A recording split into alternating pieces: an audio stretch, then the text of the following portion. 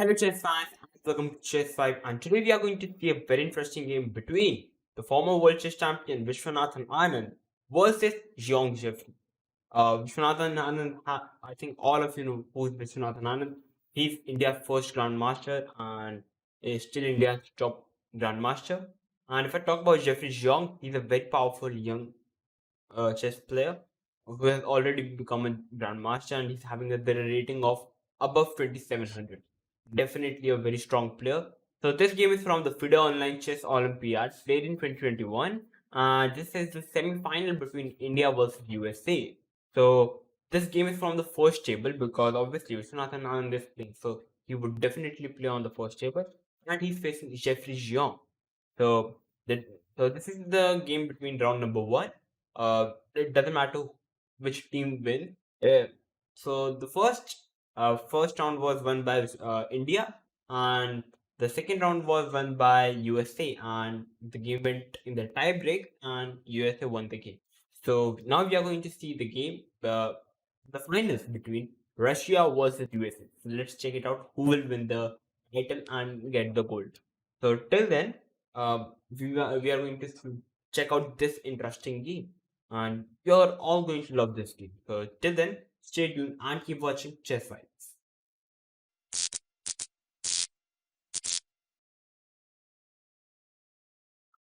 So Vishwanathan Anand with the white pieces and Jeffrey Xiong with the black pieces. So let's check it out. So Vishwanathan Anand with the white pieces started the game with 1e4, and Jeffrey Xiong replied with c6. So we have the Caro-Kann, d4, d5. We have e5, so we have the advanced variation of the Caro-Kann. Bishop to f5, knight to f3, e6, bishop e2, and now we have c5. So definitely black idea is to play knight c6, queen b6, creating more pressure on the pawn and d4, because usually in the French and in the Caro-Kann this is the natural plan. So after c5 we have bishop e3, and now we have queen b6. After queen b6, black is hitting the pawn on d4 twice, and also the queen is hitting the pawn on b2. So after queen b6, white simply played knight c3, simply developing the. And after knight c3, black played knight to c6. In this position, if black tries to capture the pawn on b2, like queen into b2, now white is having a very strong move in the position. Can we find it? This is the question number one.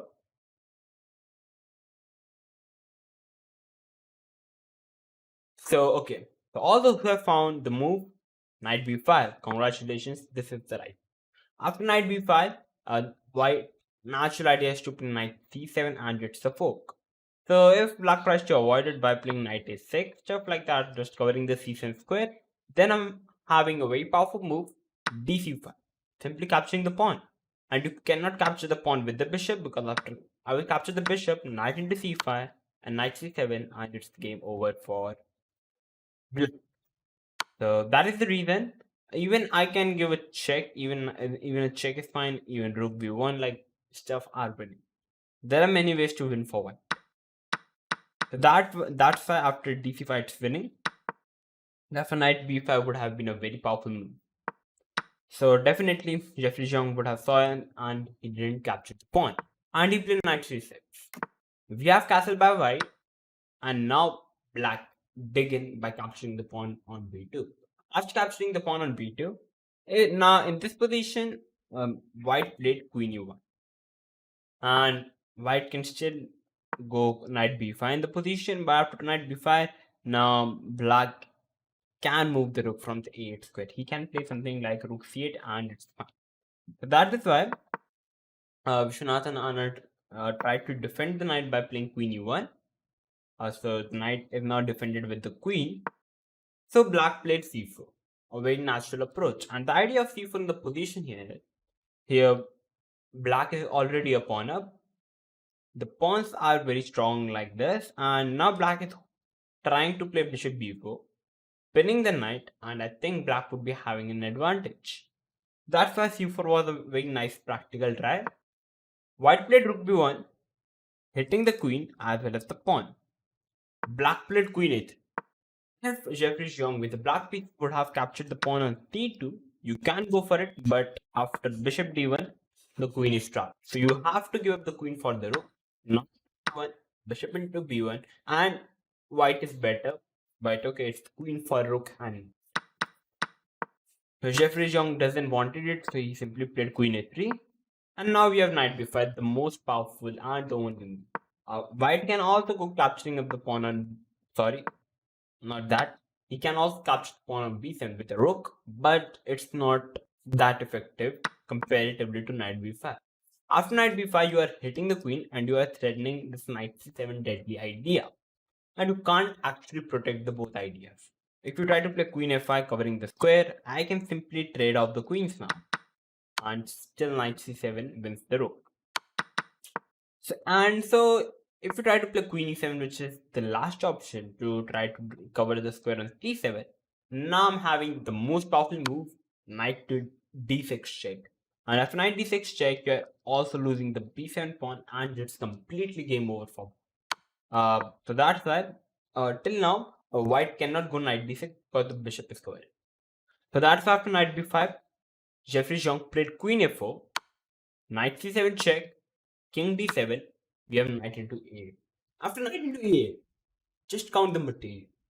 White is simply a whole rook plus, and he's now threatening this rook into b7. So what do you think would be the evaluation according to the engine? Tell me in the comment box. What is the evaluation after the move number 30? After knight into a8. Actually, after knight into a8, capturing a whole piece, engine says that it's slightly better for white. Not even like +2. It's plus 1.13. So definitely it's the preparation of Jeffery Xiong. After knight into a8, he played b5. We have c3, bishop a3. And the reason we have c3 in this position here, because black is already planning to play b4 in this position. And even the c2 pawn is hanging. That's why he played c3, bishop a3, bishop c1, going for the bishop trade, which was not right move by Viswanathan Anand. And after c3, many of you were thinking that why white simply gave up the rook for the bishop. Actually, that's the plan. White is simply a whole rook plus, so he will doesn't mind to give up then exchange, because the bishop on f5 is just tremendously powerful.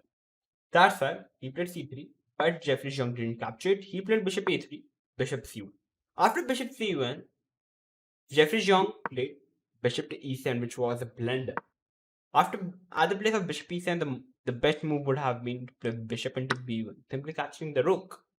I'm sure that he must have saw that, but after bishop into b1, we have bishop into a3, queen into a2, queen into b1, knight e7. Now the plan is to capture the knight. Now white captures the pawn, and after capturing the pawn, it's my second question: what will you play for black in this position? There's the only single move which gives a winning position to black, and all remaining moves give the winning position to white. So find it. So okay. So now I think that after queen into b5, Jeffery Xiong must have thought that okay, after rook into a8, nothing's happening. There's queen b7 check, and the rook is dead.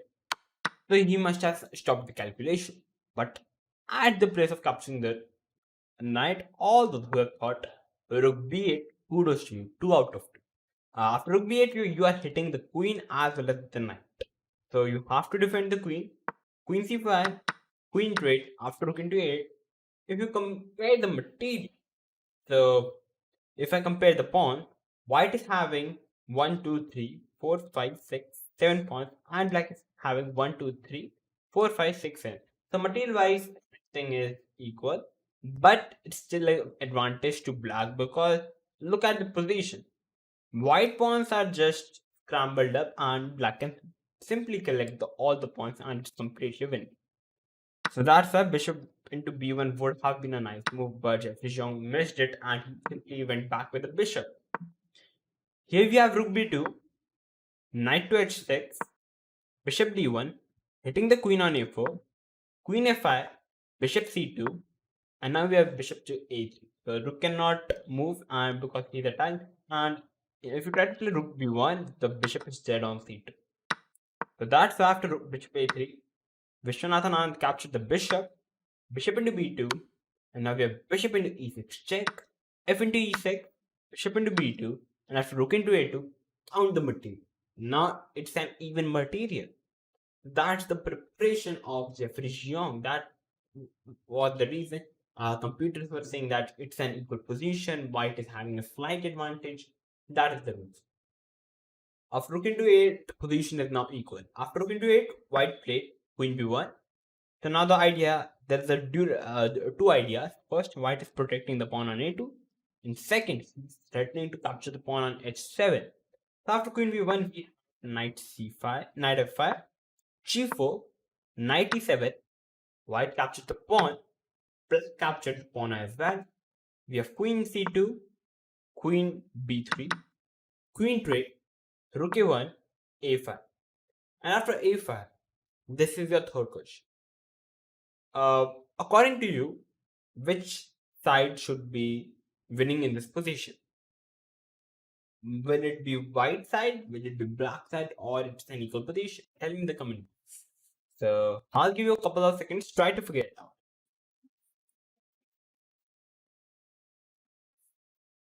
So okay, so all those who have said that it looks like black is winning. Definitely, for to me, it also looks like black is winning. At first glance, it definitely looks like black is winning, but it's actually a drush position. Uh, although who have thought brush position, definitely they're the only single move for white which gives an equal position, and all the rest moves give the losing position to white. So although they have thought the right move for white, you will get the 3 points. So after a5, what is the right move for white? After a5, the only single move which was played in the game by Viswanathan Anand is knight d2, and all the rest moves are losing for white. After knight d2, you are hitting the pawn on b3, and black cannot play b4 because it doesn't matter. You can still capture. Black cannot capture because the rook is hanging. That's why the pawn is dead. And after knight d2, Jeffery Xiong played knight g6. White simply captures the pawn. We have knight f4, knight c5 check, king e7, h4, rook h8, h5, h6. We have a pawn trade, bishop c1. So our idea of bishop c1 here is now the bishop is covering all the dark squares and he's preparing to give a check, and white is now better at it. So after bishop c1, Jeffery played king f7. We have king g2, rook b8. We have bishop e3, b4, rook c1, knight e7, king g3, and now we have b into c3. Although we were thinking, why not to push the pawn to b3? Yeah, because you're having just two powerful pawns. Pushing the pawn is not actually a good move. Okay, after b3, I'm going to play the most natural move in the position, which is rook b1, chopping the pawn and hitting the pawn twice. You cannot play a4 defending the pawn because I will simply capture the pawn with a knight. And even if you try to push the pawn to b2, I'm going to play knight a4 and the pawn is still dead. And even I can play f4 in the position, just simply bring the king and you cannot do anything. You cannot play a4 at all because my knight is covering it. That is why white is winning the position. That's why he captured the pawn at the place of pushing the pawn. B into c3. We have rook into c3, rook b4, rook d3, protecting the pawn because there was this twice attack. Now we have rook c4, rook d1, a4, rook a1. Now white is threatening to capture the pawn on a4. Now black simply captured the pawn on d4 with the knight. Bishop into d4, rook into d4, rook into a4, rook c4, rook into c4, d into c4, and definitely it looks like white is the pawn up, but it looks like it is perhaps it's going to be a draw, because even if you eliminate two pawns and I with the knight I'm going to capture your pawn and it would be a draw. You cannot check me my king with a knight only. So that's why there's the only single move for white, which gives a winning position to white in the position, and all the rest move makes the game difficult for white to win the game or makes the game drawish. So this is your fourth question. What would be the best move for white in the position? I'll give you a couple of seconds. Take your time and try to find the best move for white in the position.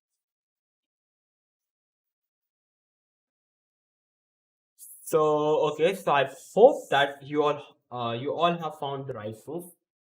Those who have found the move knight to e4, congratulations. That's the right. After knight e4, the reason after the knight e4 is winning in the position is here white is planning to play this knight d6 check and going to capture the pawn. And let's take you play something else like king f3. After king f3, black can simply play knight c6 and he can counter attack your pawn. And it's going to be a drawish game. After king e4, black can play, he can push the pawn. And actually it's a drawish position. So that is why knight e4 was the only move. All those who have found it, congratulations. After knight e4, black played king g6, the most natural move because now there is no threat like this. But after king g6, white simply stopped the pawn by playing knight c3. We have knight g8, f4, knight to h6, king f3, king f7. So the idea of black here is black cannot do much in the position. He have to just move the king because he cannot do anything. The problem of white in this position here is white cannot move the king from these two squares or on g3 and f3 because your pawn is hanging on g4. And if you try to push the pawn to g5, it's actually a wrong move because here black will simply enter with the knight and it's a drawish position. That's why after king f7, Viswanathan Anand is now a legend. He came up with a brilliant idea. After king f7, he first played knight d1, king g6, he played knight c3, he first repeated the position. After king g6, he played knight to e3. He's making there are two ideas. First, he's firstly hitting the pawn on c4, and second, he's defending the pawn on g4. So now the king can move freely. So after knight e3, Jeffery Xiong pushed the pawn to c3, king e2, and now we have c. A very nice try by Jeffery Xiong. If you try to capture the pawn with the knight, then after knight into g4, it's a drawish position because black is going to simply put the king on f5 and he's going to capture the pawn on e5 with the knight, and he's going to sacrifice the knight for the two pawns, and it's a drawish position. That's why white cannot capture the pawn, and Viswanathan Anand calculated everything and he played silently king to d2. Now he's simply attacking the pawn with the king.